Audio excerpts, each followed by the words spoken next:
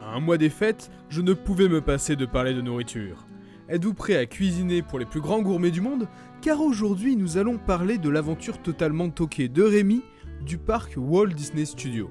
L'aventure totalement toquée de Rémi, que nous allons nommer maintenant Ratatouille pour des soucis de redondance, est la dernière attraction à être sortie du sol parisien. La construction de cette dernière a commencé juste avant les festivités du 20e anniversaire, en 2012, et ouvrit ses portes le 10 juillet 2014. Cette attraction est un dark ride nouvelle génération, puisqu'il utilise des écrans, de la 3D et des nacelles EMV. Les nacelles EMV sont un type de wagon qui permet une large palette de mouvements en plus du déplacement.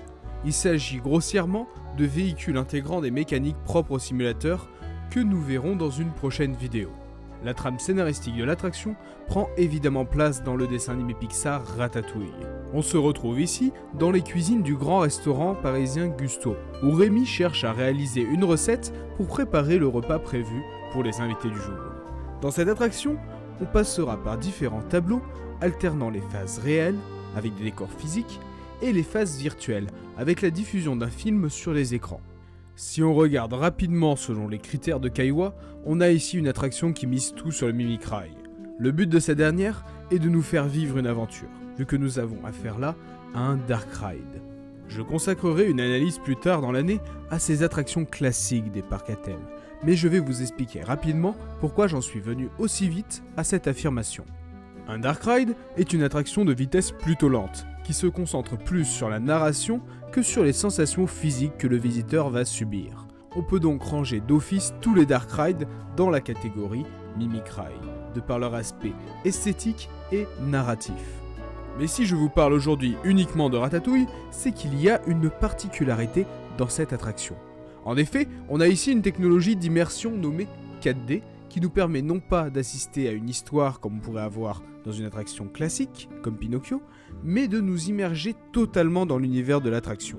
Cette immersion n'est pas due en premier lieu aux FX utilisés, mais au décor de la file d'attente et du quai d'embarquement. En effet, dans la file d'attente, on se retrouve à voir les toits de Paris comme si nous faisions 30 cm. Et lors de l'embarcation, nous pouvons observer que nos véhicules sont des souris, et que nous avons donc été miniaturisés. Ce procédé est récurrent dans le monde des parcs à thème, vu qu'on peut le retrouver à chaque fois que l'on a ce besoin de miniaturiser le visiteur, comme par exemple dans les nombreux Toy Story Playland du monde. Comme je vous l'ai exposé, il y a aussi la présence de cette technologie 4D immersive qui va consolider l'immersion des visiteurs, vu qu'il ne va plus seulement voir, mais pouvoir ressentir grâce à de nombreux sens. Tout d'abord, le sens de la profondeur avec l'utilisation de la 3D.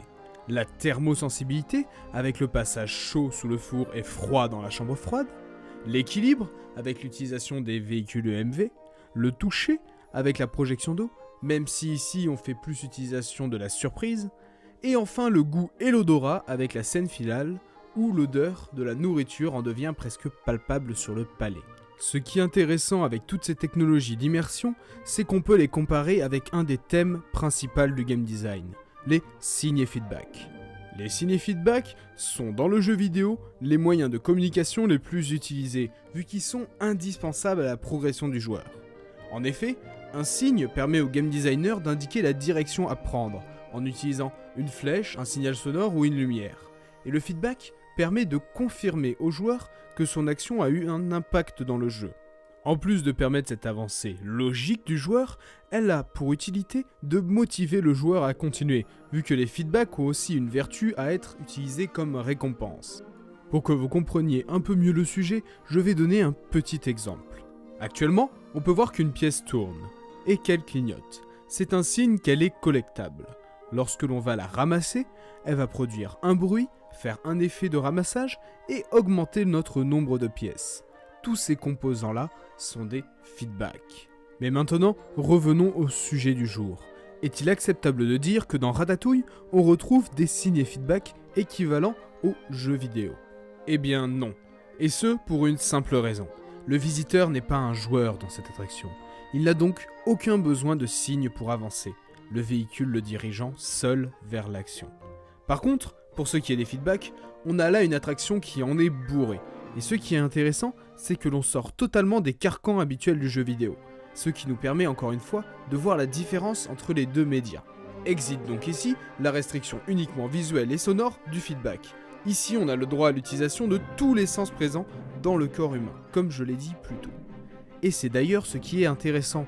Dans cette attraction, Walt Disney Imagineering a décidé de se challenger, quitte à utiliser des technologies plutôt extravagantes, comme la gestion de la température, qui n'est pas ici uniquement gérée avec un ventilateur pour simuler du vent, mais avec une clim et des courants d'air chaud pour simuler des chocs thermiques.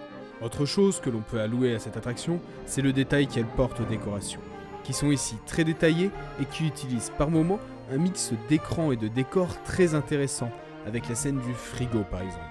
Mais il y a tout de même un revers à cela, avec par exemple la mauvaise utilisation de la 3D dans l'embarcadère à cause des lumières de sécurité, et l'incrustation de l'écran de début qui fait vraiment très peu immersif si l'on ne se situe pas dans la souris du milieu.